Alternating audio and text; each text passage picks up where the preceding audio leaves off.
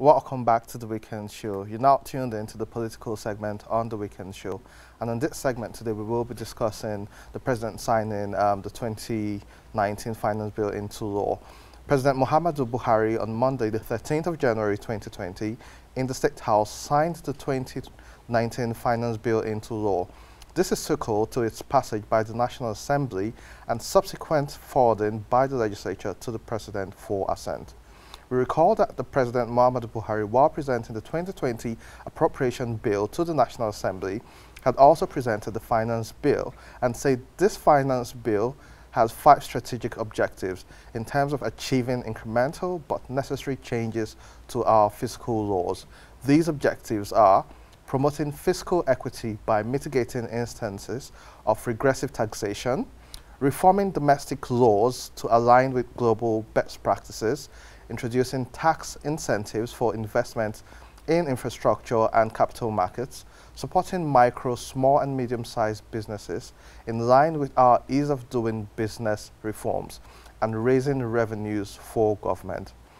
The draft finance bill, as of then, proposed an increase of VAT from 5% to 7.5%, and as such, the 2020 appropriation bill is based on this new VAT rate. He added, with the assent, there will be more revenue to finance key government projects, especially in the areas of health, education, and critical infrastructure.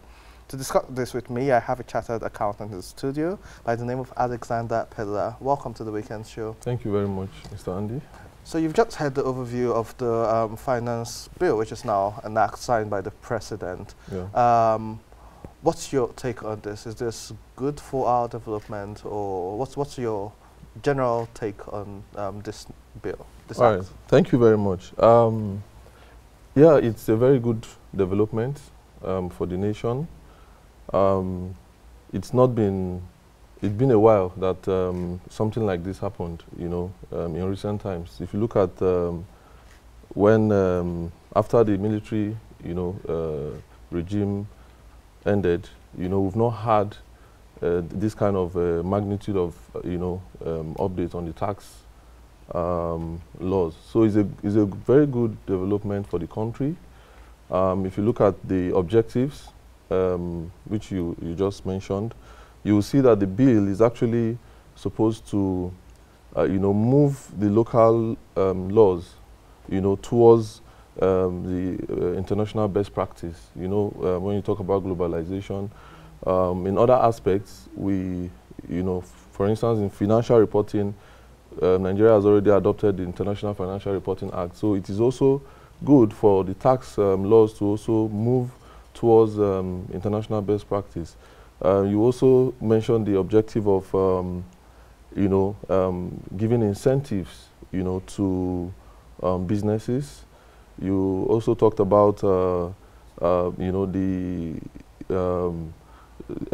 MSMEs, you know, supporting them in line with the ease of doing business, you know. So it's a very good development. So I always want to think about how does this affect the average Nigerian, the semi-illiterate, the illiterate Nigerian who wants to sell akara on the street, who wants to do small businesses. And I say this because value-added tax has now been increased by 50% from 5% to 7.5%. Yeah. Just yesterday, we read that using the Consumer Pricing Index, inflation has risen to 11.98%, which is the highest in about 19 months. Yeah. With value-added tax being increased to 7.5%, with stamp duties being added on payment and the digital economy being taxed, doesn't this new value-added tax increase, while raising revenue for the government, doesn't it further impoverish the people by causing more inflation? Okay, it has been a wide debate. You have the people that think that it's definitely going to cause inflation. You have those that say no. But personally, I believe, yes, it will lead to increased prices, which obviously is inflation. But you see, we need to look at the bigger picture. If and also, if you look at the other countries, even in Africa, you realize that most of the other countries' VAT rates are, some of them 15, South Africa 14, some other countries in West Africa 18, and even in Europe, you have an average of 20. In France, in Germany is 19 and all that. Increasing VAT from 5% to 7.5% will initially result to increased prices. But if you look at the implication, the long-term implication of that, you realize that it is the best option for now. Because the revenues that will be generated from this increased VAT, if they are properly utilized for infrastructure and for other developmental projects, in the long run, it will benefit, the country, because when you provide infrastructure, businesses grow. Businesses, you encourage more people to go into businesses. You have people that are even leaving the business because there's probably some lack of infrastructure. So if this increase can be channeled towards providing infrastructure, the impact of the inflation will be cleared in the long run from the positive results or growth in terms of businesses that the increase will be used for. So basically, I think in the short run it will lead to inflation, but in the long run, the effect of the inflation will be reversed by the growth in the economy. So we tend to compare our economy with the West. So sometimes we'll say, oh, I remember when the UK was moving from 17% to 20%. Yeah. We talk about how ours is some of the lowest. Yes, we've had some reforms, like CIT, yeah, which we do have some changes. But in a situation where we have our land borders still closed, which is currently affecting trade between Nigerians and other African countries, isn't the government shifting its primary responsibility to the people? Because one, the government is meant to also find ways to generate revenues beyond taxation, but they so focus on taxation, not a sole focus, but besides oil and diversification, which we talk about a lot in theory, but shifting this main focus to taxation, while it is good, isn't it government saying, whichever way you want to do it, just do what you have to do and pay our tax? Because if the borders are closed, so we've heard about some traders who are complaining about being able to move their goods to other African countries, yeah, using the land borders, because it's more expensive to go and use sea or fly goods over with low profit margins. Yeah. How is it feasible, especially with the closed borders? Isn't it counterproductive and putting the strain and burden on the people? Yeah, if you look at the finance bill, it's been designed to support, to encourage, MSMEs, with the incentives that have been provided. You have, companies, less than 25 million, having not to pay CIT or, paying with the rate of 0%. Yeah. And then the medium-sized entities to pay, a lesser rate. These policies, or I would say these tax laws, are actually supposed to encourage more people to come into, business. And if you look at the population, for instance, I don't think we're even producing enough, for us to consume. If you look at we import more than we export. So with the closure, the impact of the closure, of course, will encourage more people to go into what they would have been bringing from other African countries. You understand? So I think it's not counterproductive in the sense that you're looking at it. Instead, it's going to encourage more people, because some people actually don't go into some businesses because of the fear of, taxes, the stress of, taxes and all that. If you look at one very part that I like in the finance bill is the burden it has removed from those MSMEs, on the regulatory filing, the administrative burden. You have people that probably their business premises is not so close to their tax office. On a monthly basis, they have to look at the logistics of, going to file. Even if you are not doing business, you are expected to, even if you have not carried out any business, you are expected to submit returns. But with this finance bill, you know, those burdens has been reduced or lifted from these MSMEs, and you know, it will increase profitability, because sometimes you even probably need to get a consultant to help you do that, and you have to pay. You know, so cost of running a business, you know, with this policy will be reduced, and more people will now be encouraged, because they know that, okay, it's now easier. More people will be encouraged to come into production, come into farming, or, you know, other forms of businesses. And I mean, we have the population to consume what those people will produce. Okay.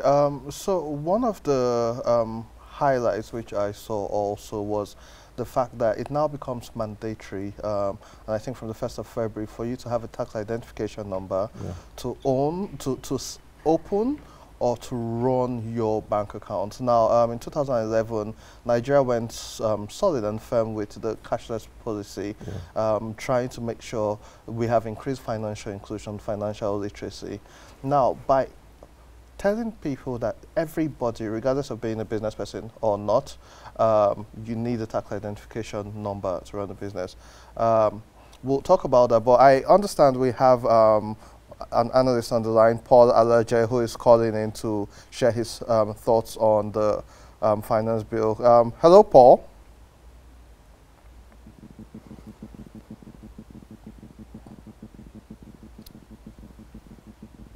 Hello? Do we have Paul on the line?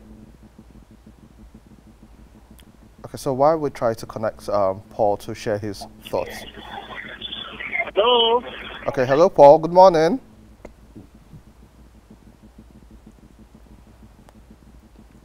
So, Paul, we are discussing the finance bill which has been signed by the president. Hello, good morning. Yeah, so can you share your thoughts on the finance bill and its implication on Nigerians? Yeah, the finance bill, some of the things there are to improve revenue of government.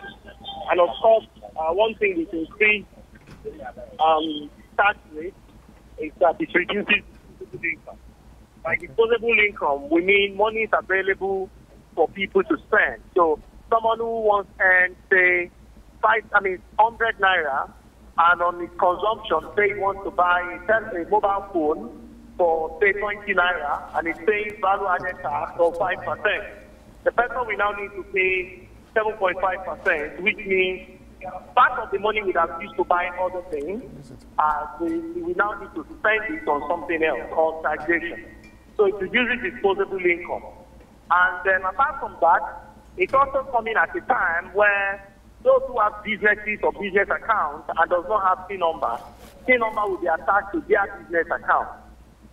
People who have not corporate accounts, but say enterprise as the case may be, and there is uncertainty whether it is their personal PIN number that we use. I think the finance bill put a rest to that. It clarified it as to all accounts must have PIN number. So that's on the side. On the second side, it has also reduced tax payments for small businesses with turnover of less than 25 million, and also another bracket for those less than 100 million. And turnover above 100 million is still based on this new law as big businesses. Of course, that contradicts what Midan calls small business and what we call medium business and large business, which we hope that in the coming period, both Midan and Minister of Finance will speak to it. We now know exactly who is government trying to support, because Midan has put a bigger cap to small business of 50 million, unlike what we have at 25 million in terms of turnover. So by and large, there is a lot of reform around petroleum profit tax, which the finance bill also intends to get, of course, more revenue for government, and also adjust some of the way payment is made. Okay, Paul. Thanks for clarifying most of that. But where's the role of banking the unbanked in this? We already know the process it takes to create and open your bank account. Now, in this case, before they open accounts, they now need to find how to get tax identification numbers. How does this help those in the rural areas who may not have access to these tax offices within their villages? I clearly hear you. can help me, I could be able to hear you. Yeah, so I'm saying, how does this also accommodate the unbanked Nigerians who are yet to be banked? Now that we're adding tax identification number as a criteria, how does this bring them into the fold? Now, when you talk about banks, maybe very little is done directed from this Finance Act. Very little is done to want to improve or increase the number of people who are on banks. But I can also say that there are a number of policies which include people going to POS, having agency banks, and having people who could do business along that area, by people spending money and all of that. We see a lot of pockets of them all around the rural community in Nigeria. But when it comes to helping people to be back, to improve the number of those that are on bank, I can tell you that clearly speaking, not so much is done to target people that are on bank in order to improve the number of people. Because do we say that by paying more tax, more people will be banked? I'm not sure of that. Do we say that petroleum profits petroleum profit tax will help us to improve on bank? I look at all the highlights. Very few is said to those that are on bank. Rather, I think CBN is the agency of government or the agency body that is given the responsibility of making more people to be on, that are on bank to be banked. I'm not saying the Minister of Finance doesn't have any responsibility at all, but I am saying that the Minister of Finance is more responsible for fiscal policy, government income, and government expenditure to ensure all of this help reduce unemployment, reduce poverty, and bring prosperity, not just for government, for the people, and also help improve foreign direct investment in real sector, not buying bonds and deals. That is not what we are talking about. To also see that Nigeria has a reasonable debt ratio compared to what our capacity, local capacity can carry. I think these, among others, are the functions of the fiscal policy makers. But when we talk of monetary, of course, which is where we see central bank, monetary policy committee, among others, to improve the number of those who are not banked, to make them on bank, so that when CBN calculates its M4, M1, M2, M3, it will be very close to what we have in reality. Thank you very much, Paul. Finance Act, speaking to that, to a large extent, I'm not sure that speaking so much of that. Yeah, we may want to pick one or two and infer that it's illegal, but in the real sense, I'm practically speaking, I'm afraid it's not speaking so much to those to make more people to be back. Thank you very, very much, Paul, for your contribution and the clarity which you brought to this topic. I'm just going to come to you for your final word, Alexander. A lot of organizations are still charging an extra stamp duty on POS transactions. The Federal Consumer Protection Commission has come out to say the businesses should bear that cost as opposed to the people. But even businesses that don't necessarily use POS and other businesses, just yesterday I got charged an extra 50 naira on transaction. By the time you multiply that over certain things, and also the law also says is for several there's a limit before that's being charged. Now, how is this being implemented? Because the average Nigerian is already paying for this. Okay, thank you. So what should Andy, be done about that? Let me also, just so that we get it clear, this law has been passed, but the regulators also have a very important role to play in terms of guidance, in terms of regulations, in terms of circulars. This is not the only aspects of the law that we need to clear. We expect the FIRS, for instance, to give guidelines on other aspects of the law. For instance, in the Finance Act, transactions above 10,000, should be charged stamp duty. Yeah. Anything less than that should not be charged. The essence is to encourage, to support the MSMEs. Don't forget, the ease of doing business is one of the major objectives of, that the president mentioned. If you notice, the people that, I won't call them poor, but those category of people actually don't carry out transactions, above That you know, so basically, we expect going forward that transactions below 10,000 should not have stamp duty. So I don't know how much you spent. It was actually below 10,000 naira. Below But 10,000. it's good that you've made that clarification, which the bill also does. So I think that's all we can take on this segment today. Thank you very much. But you can still join and follow the conversation on social media. You can follow us on social media at The Weekend Show NG on Twitter, Facebook, and Instagram. You can also check our website, www.weekendshowng.com. My name is Andy Madaki. You can also follow me on all social platforms, Andy Madaki. It's been a pleasure having you join us every weekend on The Weekend Show. And to sign us out, I would like to, when we get back, we'll be introducing Chibuzo, who would sign us out with as our guest performance.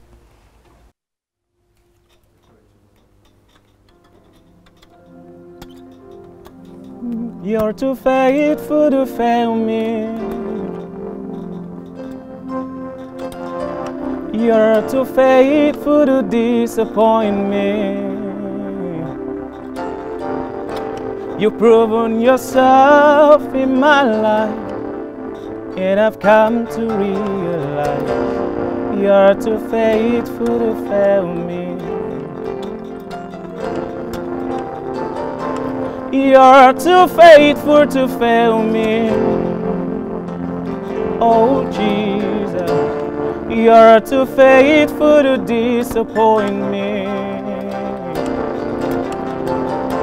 You've proven yourself in my life, and I've come to realize you're too faithful to fail me.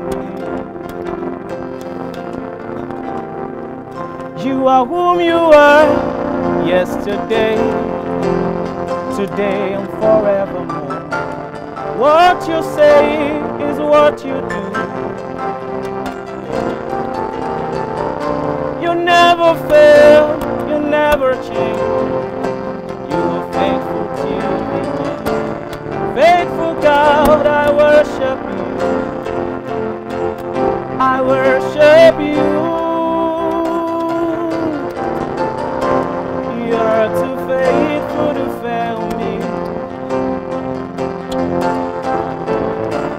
You're too faithful to disappoint me. You've proven yourself in my life, and I've come to realize